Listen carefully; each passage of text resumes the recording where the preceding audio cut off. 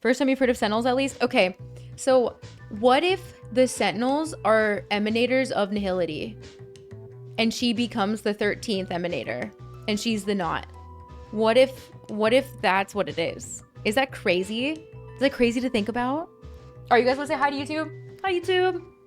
Hi, YouTube. I'm not very good at intros, but we're excited. We're watching this. We're actually watching this on time. New Acheron trailer. You guys ready?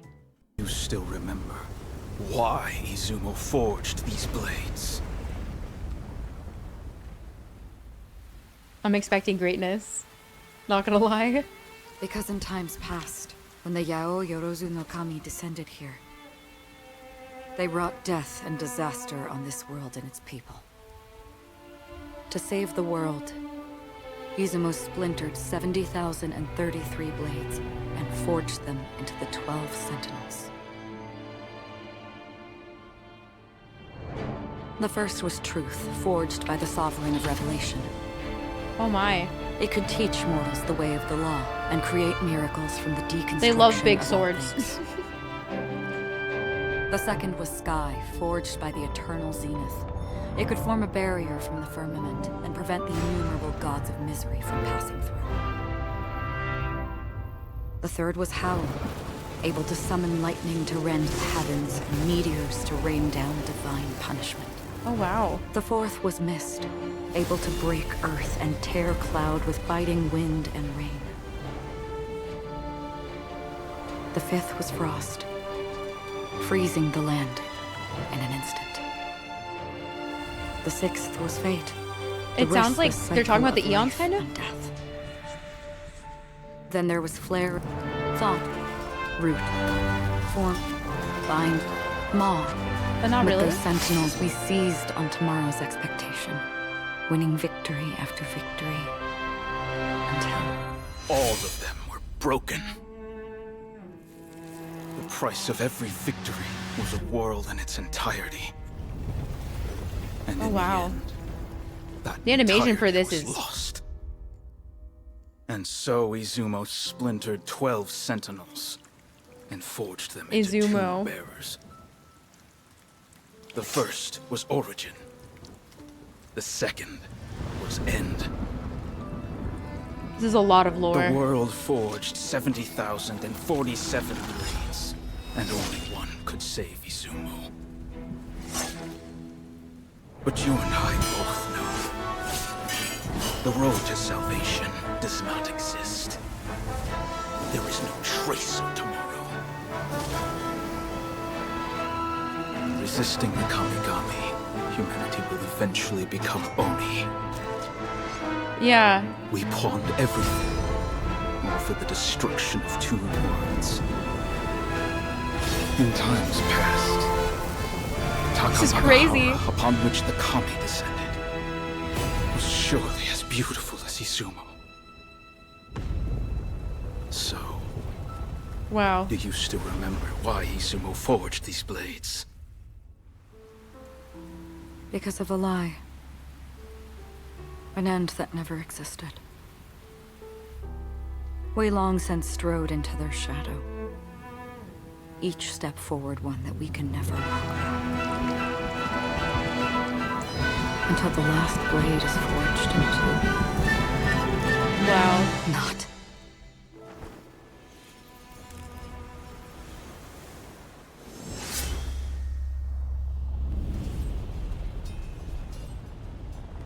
Dude, this is...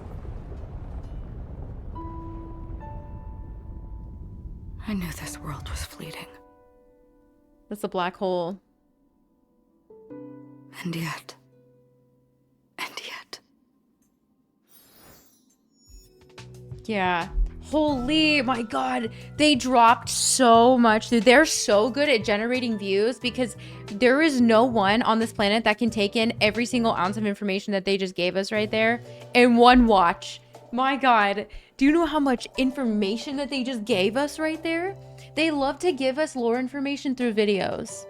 And what I wanted to make sure is, I wanted to make sure I heard this very clearly in the beginning. Of the world, Izumo splintered 70,033 blades and forged them into the 12 Sentinels. The 12 Sentinels. Okay. when they were going into these sentinels. The first was truth, forged by the Sovereign of Revelation. So they're talking about like truth for revelation, right?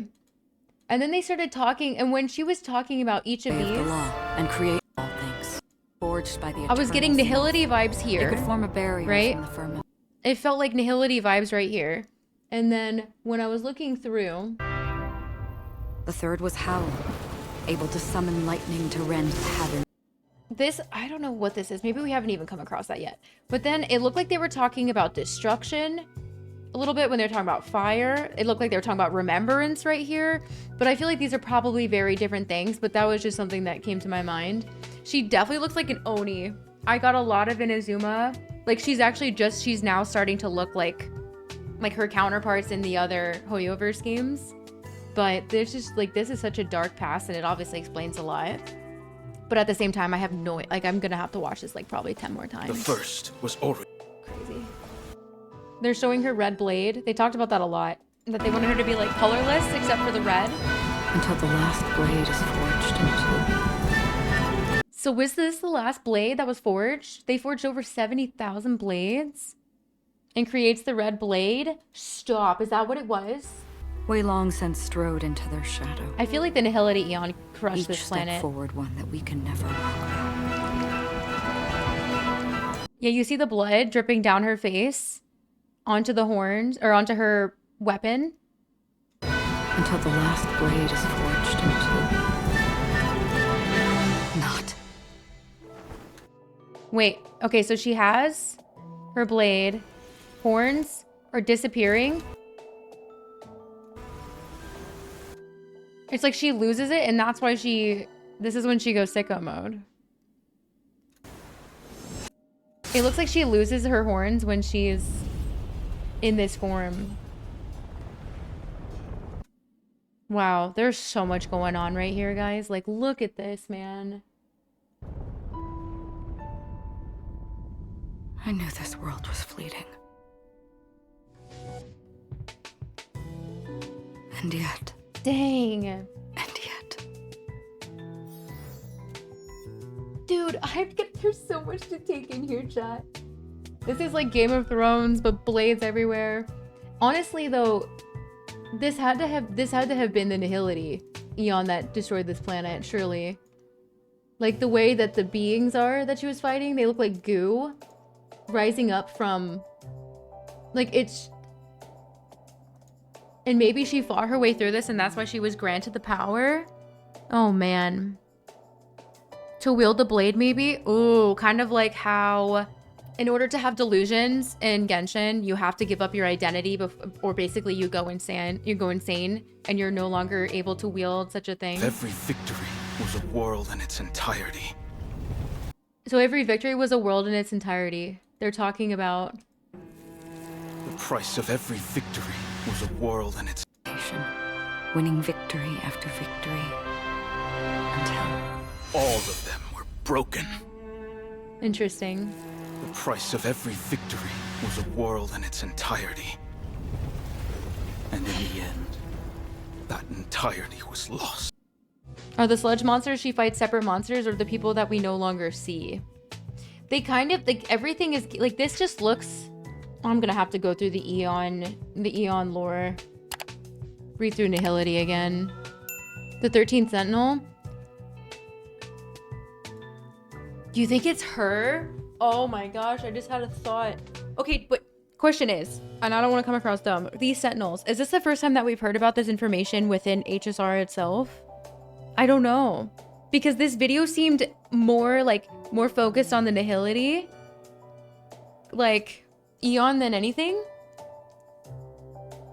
Because they said that she was an emanator of potentially maybe finality or something. Maybe that's what not means. This was a juicy video. I think we can all agree. It's starting to like turn gears. I need a crash course in a lot of Honkai Impact. Oh God. Like I'm familiar with some, but definitely not like as versed as I am in both Genshin and HSR. Which is sad because I know that there's a ton of information that would be super useful. Okay, but hear me out. But what if they also represent emanators in this game? Hear me out. Price of every that entirety. But she does have those hands in her kit. like lore diving stream. All of us get caught up. The people who really enjoy lore really like Honkai Impact, because from what I understand, the writing in that game is just kind of like top tier.